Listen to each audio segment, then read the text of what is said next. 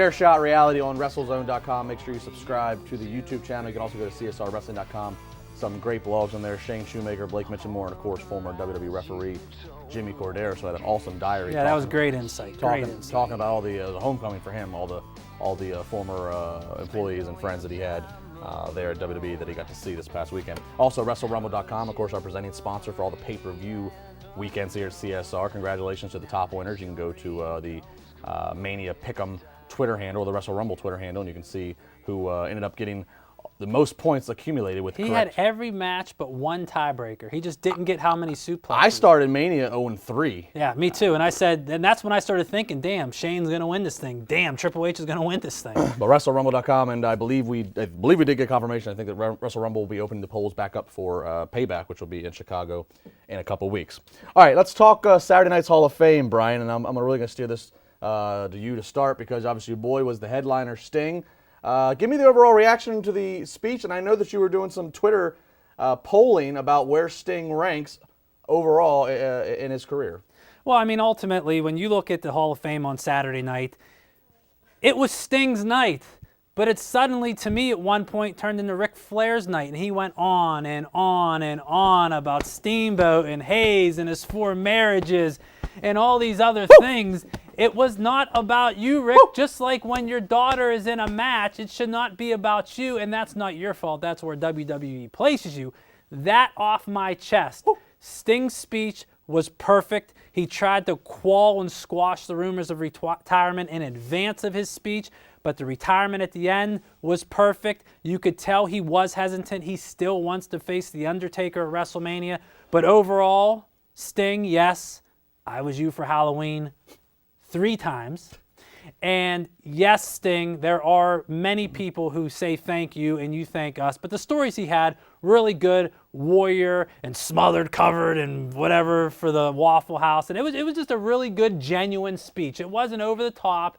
It wasn't fake. It was a genuine guy who came out, no gimmick, no face paint, no sunglasses, just Steve Borden, Sting. Great career. And to your point about these polls, I did put a poll out there. I said, would you still want to see Sting face Undertaker? And 80% of those who voted said yes, if healthy, they want to see Sting and The Undertaker. It's not going to happen. But also, where does Sting rank in history? Top 50, top 25, top 10, or top 5 wrestlers of all time?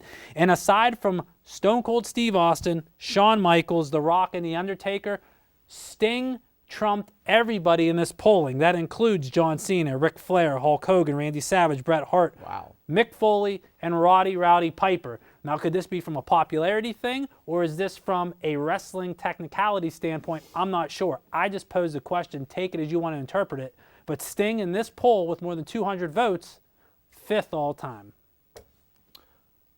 I remember where I was. I was not at the Hall of Fame. I was having an authentic Texas steak, and then I was hat shopping. And yeah, I saw that. Where is the hat? I was just gonna mess up the hair. I didn't really go with the blue suit, and then I was watching the Final Four games as Villanova led me to victory in my entire bracket. That's why you're wearing the blue.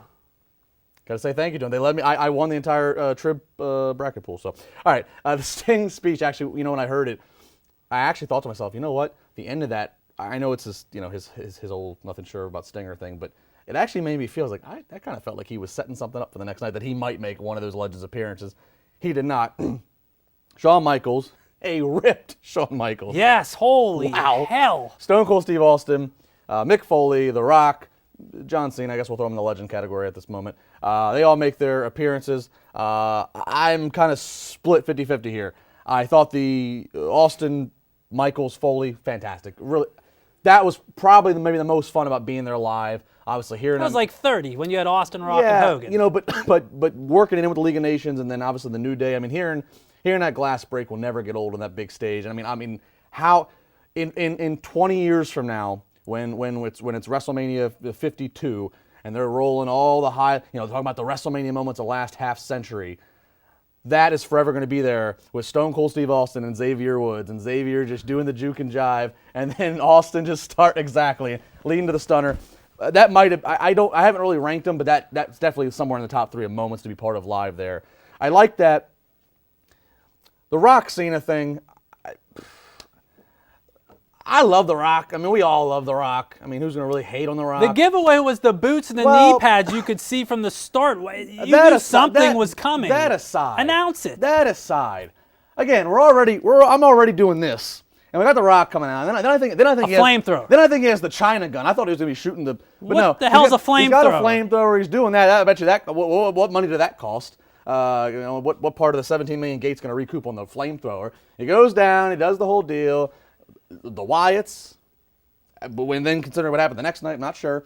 John Cena comes out. Cena coming out. That seemed to be the deal that he made with Vince of, look, I can't take any bumps, but I'll get myself healthy enough to do the offense, but I can't take anything. I think we're still a few months away from Cena, but that seemed to be the compromise there to get Cena involved in WrestleMania. But I could. It's great seeing The Rock, but I could have just done without it. I could have done without it. You could have a backstage segment with The Rock. You could do something in those regards. Just do something with the Dallas Cowboy cheerleaders if you really wanted to. Tell me this. Why not? I know they wanted him to come out too and announce the attendance, Announce the attendance. There's 4 League of Nations members. How about he needs to get his pen out and write 101,000 and change whatever it was, because he didn't remember, and he looked up and he's looking up at the scoreboard, then his music hits. And then after that, I think he was waiting for confetti, because I swear to God he was going, where's the confetti? Where's the confetti? He's looking up, where's the confetti? Well, the guy films like 6 projects at once. Forgive him if he doesn't remember a few numbers. But there's 4 League of Nations members. And the New Day was kind of out for a moment. There's 4 League of Nations members.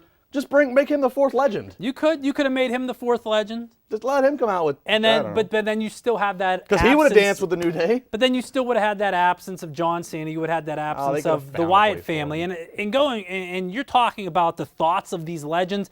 Sure. Listen, we know what we're going to get with the League of Nations. We know the New Day's hot. They're probably the top 2 or 3 hottest things in the company right now. But when you look at what are they going to do with the Wyatt family, you have these guys that come out, and it's about just, if you're not going to push the young guys, you give them a chance. What, WrestleMania 42, you're going to have some kid right now who's 17-year-old in high school. He'll be 27 at the time, and he's going to be the next up-and-coming thing. But at that time, you're going to have who? Who's going to come out and be the legend then? Roman Reigns, and say, oh, I'm the guy, so I'm going to beat you because that's what happened to me 10 years ago. It's just, if you're not going to give your opportunity to the young guys, what's the point? What's the point? Don't be booed. Chairshot Reality, WrestleZone.com.